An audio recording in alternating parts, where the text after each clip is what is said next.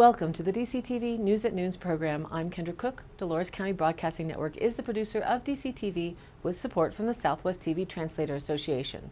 If you have a news topic or event that you would like to see covered, give us a call. The studio number is 970-677-4119. Today's show runs Wednesday at noon and is uploaded to our YouTube channel and our DCTV News at Noon Facebook page to watch on demand. Today is August 8th, 2018, and now the News at Noon. Reported in the Durango Herald, photo AP Eric Gay. Colorado is now among the states suing the Trump administration to dissolve a settlement it reached with a company that wants to post instructions online for making 3D printed firearms that are hard to trace and detect. Mostly Democratic attorneys generals from 19 states, plus the District of Columbia, filed an amended complaint on Friday asking a judge to make it illegal to share plans on creating printable plastic weapons. One Republican, Colorado's Cynthia Kaufman, joined the lawsuit. It comes days after U.S. District Judge Robert Lasnik blocked the plans from being released until August 28th. He has scheduled an August 21st hearing on the state's request to reverse the U.S. State Department's agreement with Austin, Texas-based Defense Distributed. The settlement jeopardizes states' ability to enforce gun laws, including background checks, and puts public safety at risk, the complaint said. The availability of plastic guns threatens safety in prisons and jails and makes air travel more susceptible to terrorist attacks, the statement adds. The states and the District of Columbia have a clear and reasonable fear that the proliferation of untraceable, undetectable weapons will enable convicted felons, domestic abusers, the mentally ill, and others who should not have access to firearms to acquire and use them, Lasnik said in his temporary order on Tuesday. Defense Distributed owner Cody Wilson, a self-described, quote, crypto-anarchist, has said governments should live in fear of their citizenry. His company seeks to make guns accessible to everyone, making, quote, meaningful gun regulation impossible, according to the complaint. He told the judge this week that the safety risks claimed by the states is, quote, largely exaggerated because many of the files are already online. Washington State Assistant Attorney General Jeff Rupert acknowledged that some files are out there, but hopes that the court rulings will make it clear that any new posts violate federal law. Washington State Attorney General Bob Ferguson urged the federal government to enforce the court order prohibiting distribution of downloadable gun files. The states suing are Colorado, as well as Washington, Connecticut, Maryland, New Jersey, New York, Oregon, California, Delaware, Hawaii, Illinois, Iowa, Minnesota, North Carolina, Rhode Island, Vermont, Virginia, Massachusetts, Pennsylvania, and the District of Columbia. The expanded lawsuit comes as a group of congressional Democrats introduced legislation that would block online instructions for 3D printed guns, which are largely undetectable at security checkpoints, according to a statement released on Friday by U.S. Representatives Ted Deutsch and Debbie Wasserman Schultz of Florida, Brad Schneider of Illinois, and Carolyn Maloney of New York. From the Durango Herald, photo credit Joey Bunch, Colorado politics. U.S. Interior Secretary Ryan Zinke traveled into Rocky Mountain National Park on Sunday, saying, quote, there's no reason a trail can't begin on Forest Service property and go into a park and end up on Bureau of Land Management property, as he continued to make his way from the park's Glacier Gorge trailhead towards Alberta Falls on a hike with Colorado politics. That's part of the reorganization, looking at ecosystem management in addition to people management to take advantage of property that is underused, he said. The reorganization he spoke of has even bigger ramifications for Colorado, as Zinke presses ahead with a plan to move the headquarters of the Department of Interior's BLM and possibly other agencies out of Washington, D.C.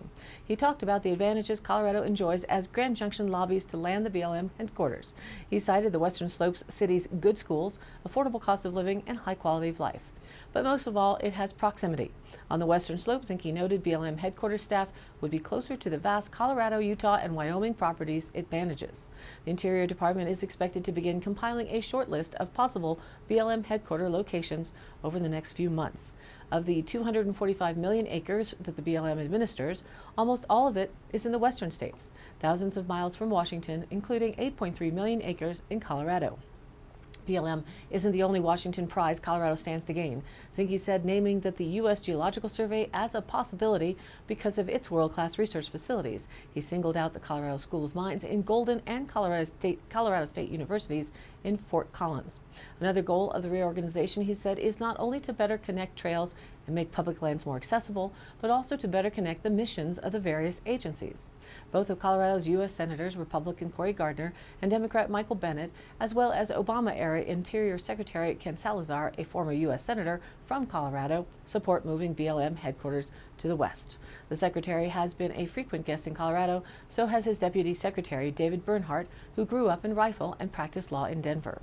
Over the weekend, Zinke met with the Southern Ute tribe in southwest Colorado, and Monday he was expected to huddle with legislative leaders and energy industry officials in Denver.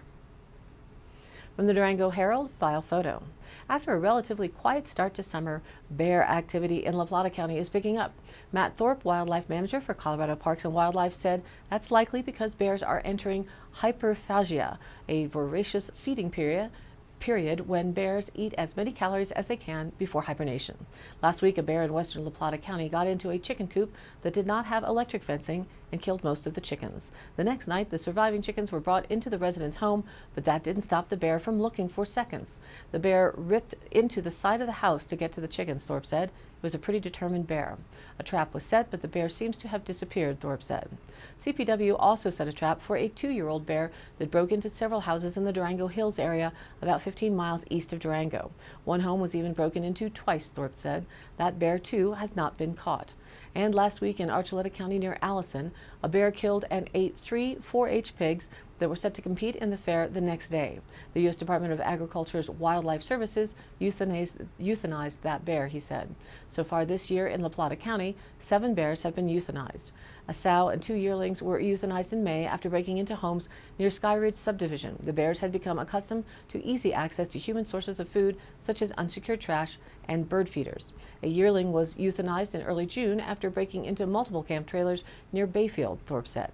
Later that month, a bear was put down after breaking into homes in western La Plata County. A mama bear and 3 cubs were trapped after breaking into homes in the Rafter J subdivision west of Durango. The mama bear was euthanized. In this instance, however, the 3 cubs were able to be rehabilitated, Thorpe said. And in July, another bear was euthanized for breaking into homes near Bayfield. CPW does not take euthanizing bears lightly, Thorpe said, but wildlife managers are forced to take action on bears that become conditioned to human sources of food and lose their natural fear of people, posing a public safety risk. Last year was one of the worst years on record for bear euthanizations in southwest Colorado. In La Plata County alone, 36 bears were put down for going after unsecured trash, livestock, and bird feeders, among other unwanted behavior. Even though southwest Colorado has been in an extreme drought this year, the natural food cycle is promising, and as a result, bear activity so far has been quiet, Thorpe said. We're just really fortunate for the most part. But Thorpe is concerned bears will come into town during the frenzied eating months before hibernation for easy food sources made available by humans despite the abundant natural foods. And now let's take a look at the weather.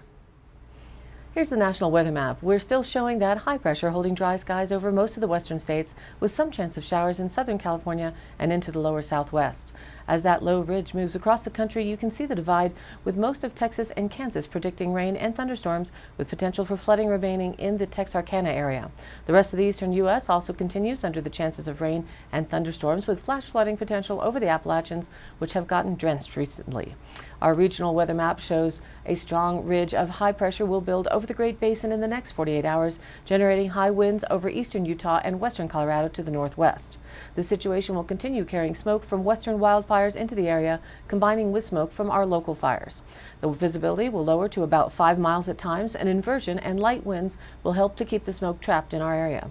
So be careful if you have health conditions surrounding the impact of bad air quality. We just were alerted that the Plateau Fire has jumped House Creek Road to the south, and they're closing House Creek Road, Dolores Road at House Creek. So expect this smoke to continue in our immediate area. Longer term, we're seeing this sprawling ridge of high pressure centered over northern Utah on Thursday night will begin to stretch, flatten, and weaken from Friday through the weekend. This new pattern is from the northern Pacific Northwest. While any moisture with this system will be far removed from the central and even northern Rockies, this trough will effectively drag the northern portion of the ridge eastward into the northern high plains. Meanwhile, southerly and easterly movement in central Mexico will increase, partly due to the influence of Hurricane John. This moist subtropical flow will spread northward across the Mexican border and into Arizona and New Mexico by the weekend. Unfortunately, it seems it will come to a near standstill over the Four Corners. We can expect to see a bit of an uptick in shower and thunderstorm chances, at least in southwestern Colorado, by Friday afternoon. The lack of strong flow will allow some mid-level moisture to creep northward, and by Sunday, much of the higher terrain in both Colorado and Utah will have a better chance of monsoonally influenced precipitation. So hot and dry conditions with areas of smoke will continue for now. The chance of afternoon and evening showers and thunderstorms will gradually increase, mainly in the mountains.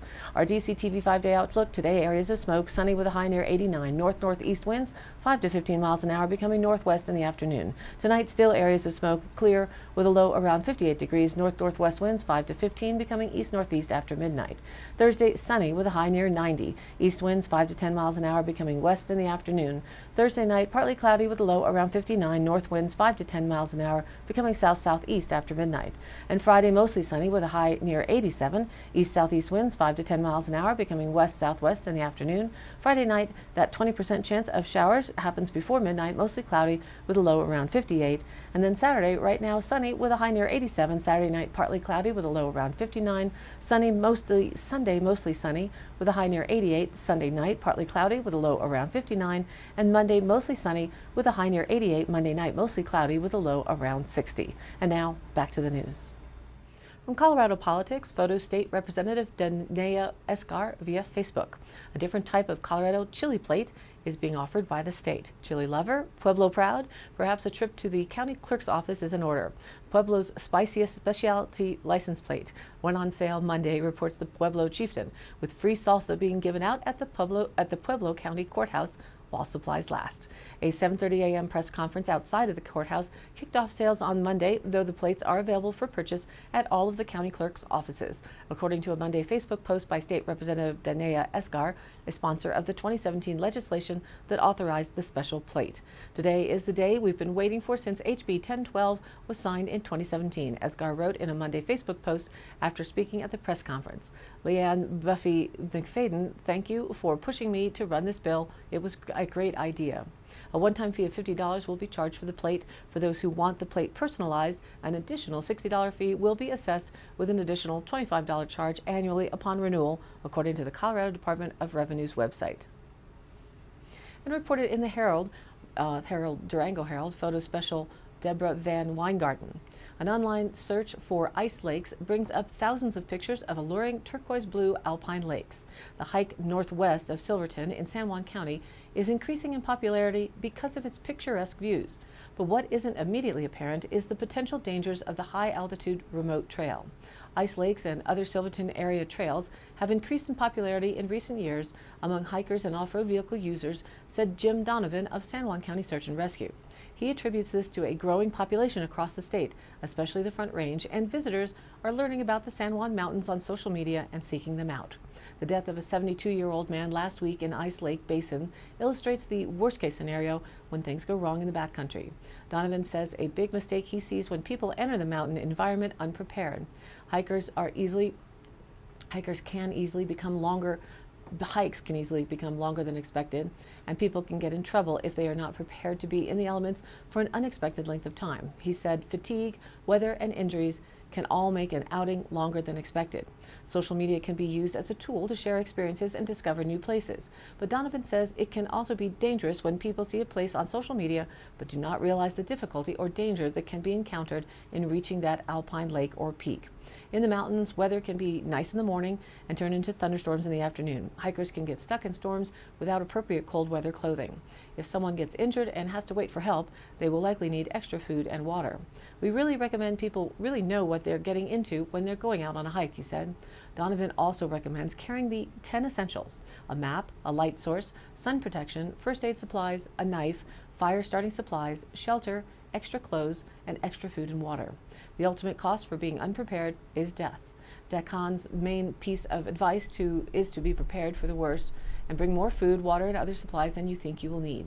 Classes are offered to prepare recreationalists to survive in emergency situations.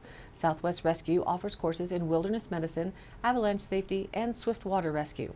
In addition, Donovan advises hikers carry SPOT or SPOT devices. The devices use GPS and satellites to broadcast a person's location to first responders in the case of an emergency. And now for the Dolores County Sheriff's Roundup for the week of July 30th through August 5th.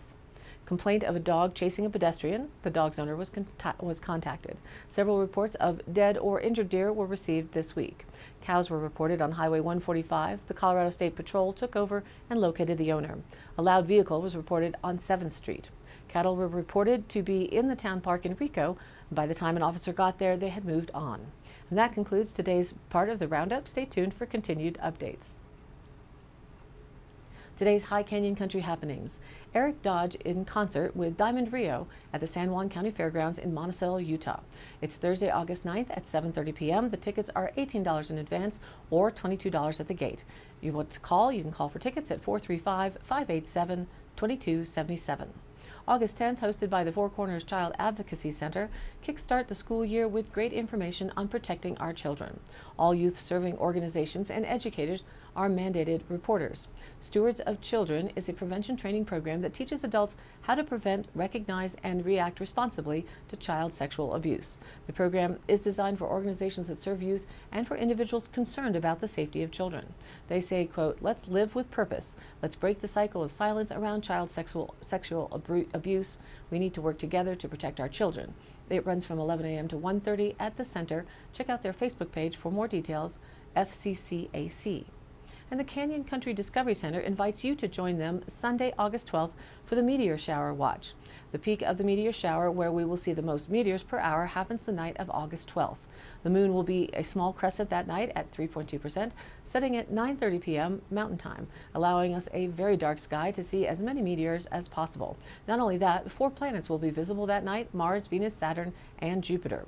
Come to the CCDC for a special Star Party event for the Perseid meteor shower this Sunday from 10 to 11:30 p.m. And don't forget your chair and or blanket for comfortable viewing.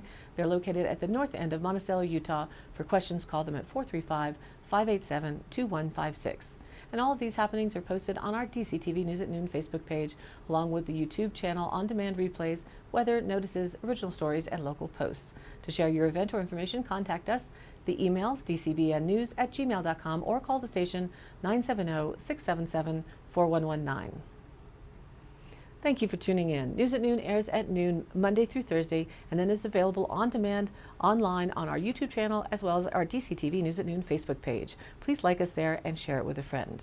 This has been a production of DCTV for the News at Noon program out of Dove Creek, USA. I'm Kendra Cook. Thank you for watching.